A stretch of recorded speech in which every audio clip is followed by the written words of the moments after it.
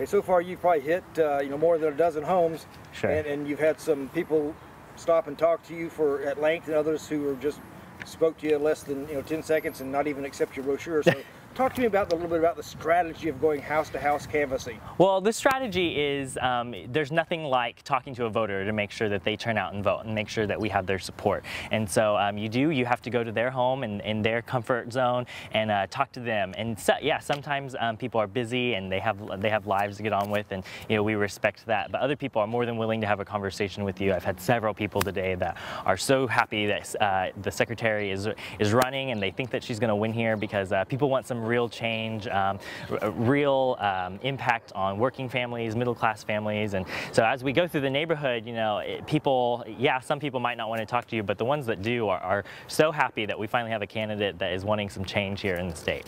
Okay, if you were giving advice to a person who is their first time to go out canvassing a neighborhood, yeah. what advice would you give them in dealing with the citizens here? Yeah, sure. Just realize that these are people too.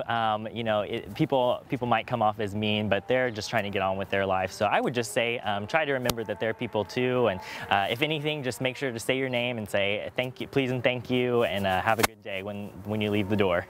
So, in other words, the bottom line is just being polite and courteous?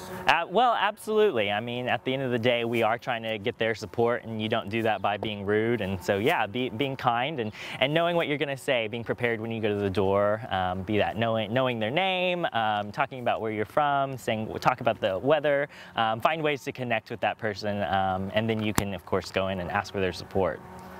And if somebody should just kind of light into all the reasons why your candidate is totally opposite of what they're looking for, how do you deal with that? Absolute respect. I mean, everyone has their own opinions. I, of course, will try to talk to them about why I'm supporting a specific candidate. And in this case, Secretary Clinton is working for all of us, whether they're supporting her or not. And so I think it's really interesting for me as a young millennial out here voting. I know she's going to help me. I know she's going to help, make college more affordable and debt-free, and she's going to help kids in working in middle class, make sure that they can get into college.